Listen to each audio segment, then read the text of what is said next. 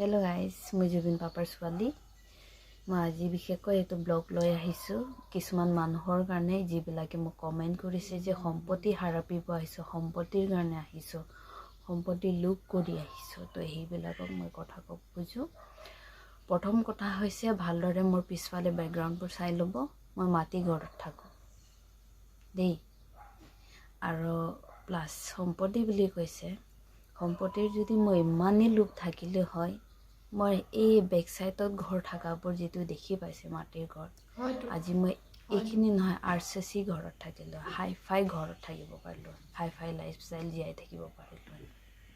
তথাপিও মই সেইখিনি নাই কৰা, কাৰণ মই যিহেতু পাপাক লগ পোৱাৰ আগৰ পৰাও মই কাম কৰি খাই আছিলোঁ, পাপাক লগ পোৱাৰ পিছতো মই কাম কৰি খাই আছিলোঁ। যিহেতু পাপাই মোক পকেট মানি দিয়ে, সেইটো কেতিয়াবা মানে মাহেকে দিয়ে, সেইটো কিবা এটা দিয়ে আৰু সেইটো লৈও মই নিজৰ কাৰণে বেহবাৰ কৰা নাই। মোৰ ভাইটি ভণ্টিকেইটা ঢেৰ আছে, 8জনী হয়, ইহঁতক পঢ়া শুনা কৰা, এইবিলাকত মই ইউজ কৰিছোঁ, ঘৰ চলাইছিলোঁ। ঠিক আছে, মই পাপাক একো কেতিয়াও দাবী কৰা নাই যে মোক ইমান পইচা লাগে, সেনেকুৱা লাগে। পাপাই মই গ'লে পাপাই নিজে ওলাই দি দে, বা মোক কেতিয়াবা আৰ্জেণ্ট যেতিয়া লাগে তেতিয়াই কওঁ, পাপা মোক অকণমান দৰকাৰ হৈছিলে, তেতিয়া পাপাই একো নদে, দি দে। ইমানখিনি চান্স পোৱাৰ পিছত মই যদি ইমান লোভীয়া হ'লে কি কৰিব নোৱাৰিলোঁ, সেইটোতো আপোনালোকে ভালদৰে জানে। এইখিনিতো ক'বও নালাগে দেই। চ' প্লিজ আপোনালোকে কমেণ্ট পাছ কৰাৰ আগত, কথাবোৰ কৈ দিয়াৰ আগত এবাৰ ভাবি মানে চিন্তা কৰি, অকণমান হ'লেও ব্ৰেইনটো খটাই লৈ মানে চিন্তা কৰি লৈ চাই ল'ব মানে। কাৰণ ময়ো মানুহ হয়, মোকো বেয়া লাগে। জীৱনত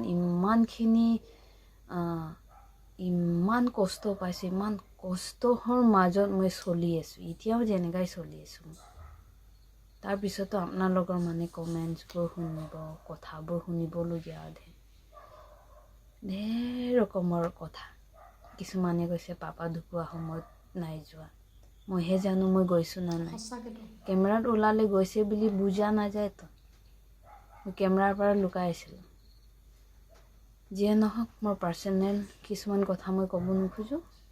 যিটো আপোনালোকে কৈছে যে সম্পত্তি বুলি কৈছে, তাৰ কাৰণে সম্পত্তিৰ কথাটো কৈছোঁ। সম্পত্তি যদি মই বিচাৰিলে হয়, বহুতখিনি মই কৰিব পাৰিলোঁ হয়। মানে যিবিলাকে পাপাক লুটি লৈছে, মোক লুটিব দৰকাৰেই নাই, খুজিলেই দি দে, যিহেতু পাপাই মোক ইমান মৰম কৰিছিল দেই। মোৰ ঘৰত এতিয়াও বহুতখিনি বস্তু পাপা দিয়াবিলাকে আছে, সেইটো দি চলি আছোঁ। মই নোখোজাৰ আগতে চাই লৈ দি দে, মই নোখোজাৰ আগতেই গম পাই যে কি। সেনেকুৱা হোৱাতে মই মানে কিন্তু ভাবিবই পোৱা নাই, কেনেকুৱা সম্পত্তিৰ কথা আপোনালোকৰ মাইণ্ডত আহিছে। মানে সম্পত্তিৰ কাৰণে মই ওলাই আহিছোঁ, ইমান বেয়াকৈ ভাবিব নাপায় দেই আপোনালোকে, সঁচা কৈছোঁ। মই নাভাবা নুবুজা শব্দবিলাক আপোনালোকে ওলাই আনিছে মানে, সেইটো মোক ভাল লগা নাই মানে দেই। চ' প্লিজ কথাবোৰ কোৱাৰ আগতে ভালদৰে ভাবি চিন্তি কৰি কমেণ্টবোৰ পাছ কৰিব, কথাবোৰ সুধিব, যি কথাবোৰ জানিব আছে। আজিৰ পৰা মই ব্লগ বনাম। চ' যিমান পাপাৰ লগত মেমৰি আছে, কি হোৱা নাই, কি নাই হোৱা, এইখিনি মই লাহেকৈ কৈ যাম। চ' মোৰ চেনেলটো ছাবস্ক্ৰাইব কৰিব, মোৰ লগত লাগি থাকিব। কথা যদি কিবা বেয়াকৈ কৈ দিছোঁ বা কৈ পাইছোঁ তো মোক মানে ক্ষমা কৰি দিব, কিন্তু যিটো সত্য কথা সেইখিনিহে মই কৈছোঁ। আজিৰ কাৰণে ইমানখিনিৰ পৰা সামৰিম আৰু। বাই।